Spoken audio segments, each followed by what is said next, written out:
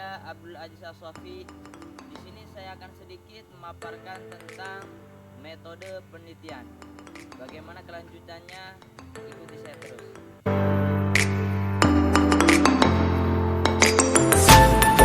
Dilihat dari sudut pandangnya, penelitian pendidikan terbagi menjadi dua. Yang pertama yaitu pendekatan kuantitatif dan juga pendekatan kualitatif. Nah, dari segi karakteristik antara kedua penelitian ini, apabila kita lihat dari tujuan antara kedua penelitian ini, tujuan penelitian kuantitatif yang pertama yaitu untuk menunjukkan hubungan antara variabel. Kemudian yang keduanya yaitu untuk menguji teori, dan yang ketiganya yaitu untuk mencari generalisasi yang mempunyai nilai produktif. Nah, kemudian karakteristik daripada penelitian kualitatif yaitu yang pertama menemukan pola hubungan yang bersifat interaktif. Kemudian yang keduanya yaitu menguji teori, dan yang ketiganya yaitu menggambarkan realitas yang kompleks, dan yang keempatnya yaitu memperoleh pemahaman makna. Yang selanjutnya yaitu jenis-jenis penelitian. Apabila dilihat dari bidangnya, jenis penelitian itu memuat 3 bidang. Yang pertama yaitu akademis, yang kedua yaitu profesional, yang ketiga yaitu institusional. Kemudian apabila dilihat dari tujuan, jenis penelitian ini memuat 2 tujuan. Yang pertama yaitu tujuan murni, dan juga yang kedua yaitu tujuan terapan.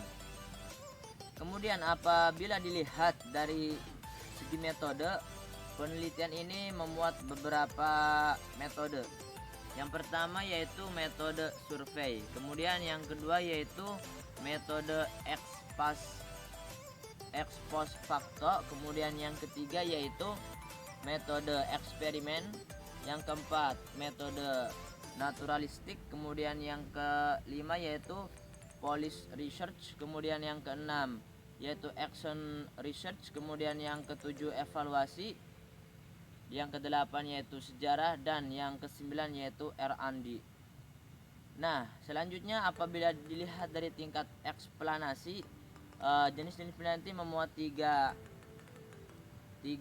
tingkat eksplanasi. Yang pertama yaitu deskriptif, kemudian yang keduanya yaitu komparatif, dan yang ketiga yaitu asosiatif. Kemudian apabila dilihat dari segi waktu, jenis penelitian ini memuat 2 waktu. Yang pertama yaitu cross sectional, kemudian yang kedua yaitu longitudinal. Yang selanjutnya yaitu variabel penelitian.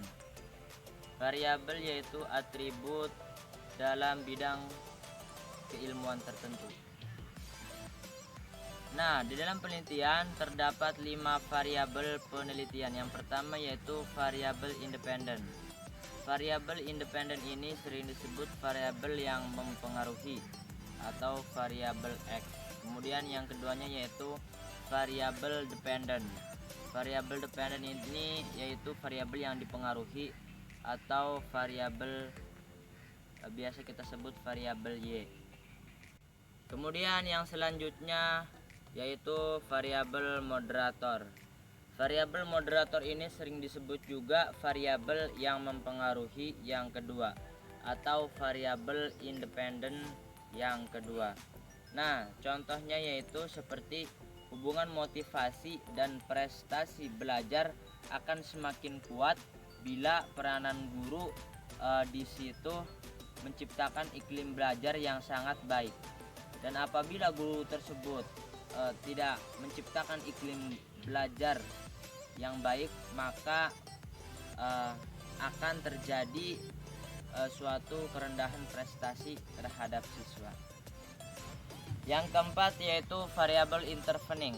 Variabel intervening ini yaitu variabel penyela. Variabel penyela yang terletak di antara variabel independen dan variabel dependen. Nah, seperti contohnya yaitu tinggi rendahnya penghasilan seseorang akan mempengaruhi secara tidak langsung terhadap harapan hidup, panjang, pendek, dan juga umur hidup. Dalam hal ini ada variabel antaranya yaitu yang berupa gaya hidup seseorang, antara variabel penghasilan dengan gaya hidup. Kemudian yang kelima yaitu variabel kontrol. Variabel kontrol yaitu variabel yang dikendalikan atau dibuat konstan sehingga hubungan variabel independen terhadap dependen tidak dipengaruhi oleh faktor lain yang tidak diteliti. Contohnya yaitu dalam judul pengaruh jenis pendidikan terhadap keterampilan dan mengetik. Variabel independennya pendidikan SMU atau SMK. Variabel kontrol yang ditetapkan sama, misalnya adalah naskah yang diketik sama, kemudian menggunakan mesin ketik yang sama, ruang dan juga tempatnya pun sama. Nah, pengaruh jenis pendidikan ini yaitu terhadap keterampilan mengetik dapat diketahui lebih pasti. Yang selanjutnya yaitu teknik mengumpulkan data. Teknik mengumpulkan data yaitu cara yang digunakan untuk mengumpulkan data. Yang pertama yaitu observasi. Nah, observasi itu ada 3.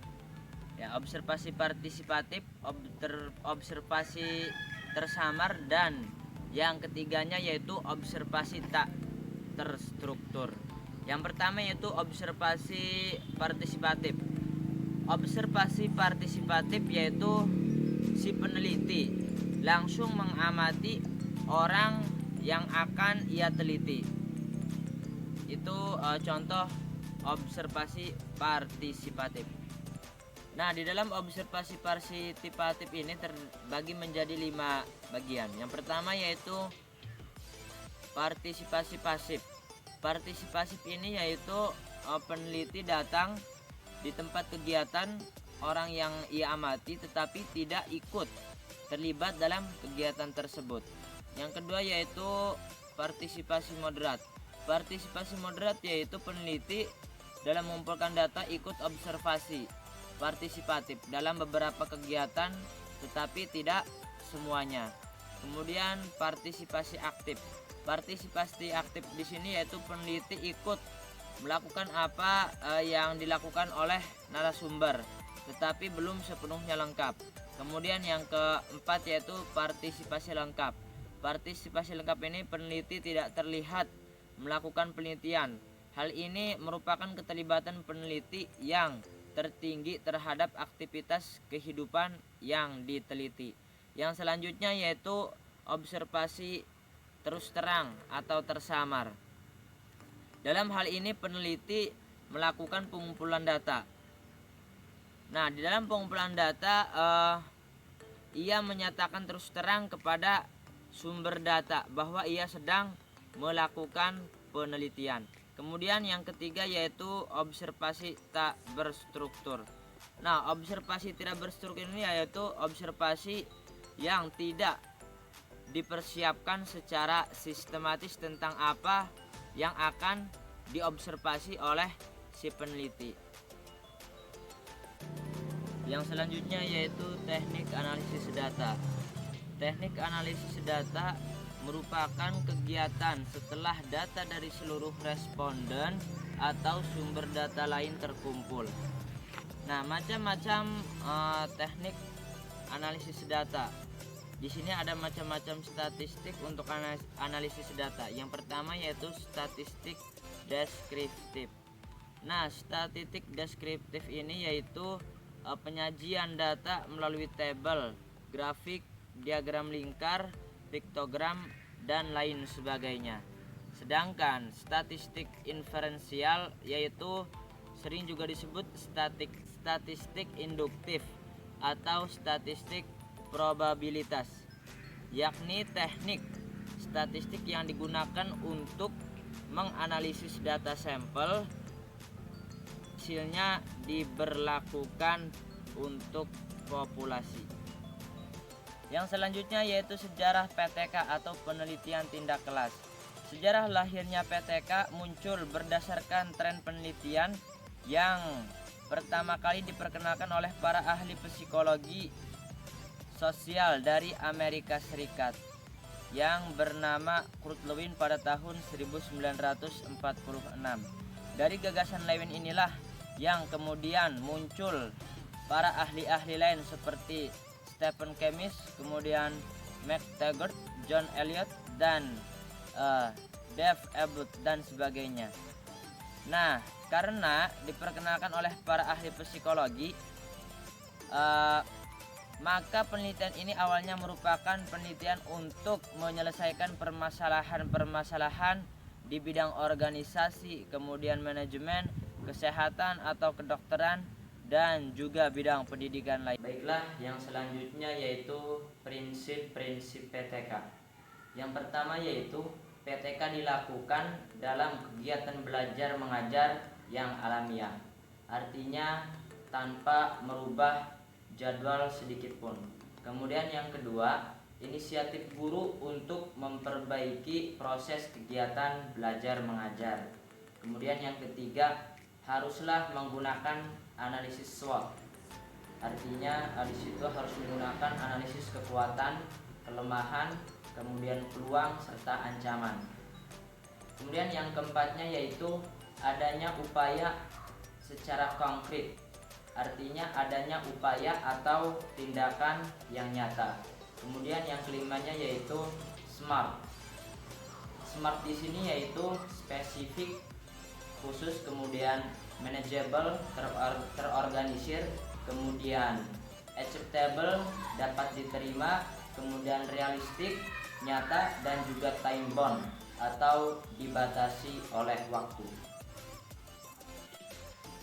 Yang selanjutnya yaitu langkah-langkah dalam penelitian tindak kelas. Yang pertama yaitu identifikasi. Guru mengidentifikasi terkait masalah-masalah yang terdapat di dalam kelas tersebut. Kemudian yang kedua yaitu guru menganalisis masalah-masalah yang sebelumnya telah diidentifikasi. Kemudian yang selanjutnya yaitu guru merumuskan hipotesis atau jawaban sementara atas masalah-masalah yang tadi sudah dianalisis. Kemudian yang selanjutnya guru melaksanakan perencanaan. Kemudian yang selanjutnya guru melaksanakan proses kegiatan yang sebelumnya telah direncanakan secara sistematis. Kemudian yang selanjutnya setelah melaksanakan, guru menafsirkan data atau menjelaskan terkait data yang telah didapati atas pelaksanaan tersebut. Kemudian yang selanjutnya guru melaporkan data yang didapati dalam proses pelaksanaan. Yang selanjutnya yaitu pola dalam penelitian tindak kelas. Menurut Kurt Lewin ada 4 dalam pola penelitian tindak kelas. Yang pertama yaitu planning atau perencanaan. Guru di situ merencanakan formulasi apa yang akan digunakan. Kemudian yang selanjutnya yaitu acting atau tindakan. Guru di situ menerapkan formulasi yang sebelumnya telah direncanakan. Kemudian yang selanjutnya yaitu observation atau pengamatan. Di situ guru melakukan analisis terhadap formulasi atau solusi yang sebelumnya telah diterapkan. Yang selanjutnya yaitu reflecting atau refleksi. Apakah formulasi yang telah digunakan itu berhasil ataukah gagal?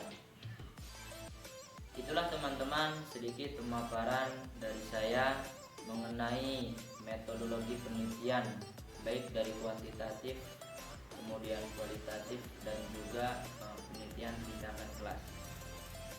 Saya pribadi mohon dimaaf dan dimaklum apabila terdapat kesalahan dari segi penyampaian ataupun pemaparan yang sedikit kurang lengkap. Dari saya pribadi mohon dimaaf dan dimaklum. Mungkin sekian dari saya, kurang dan lebihnya mohon maaf. Billahi taufiq wal hidayah. Wassalamualaikum warahmatullahi wabarakatuh.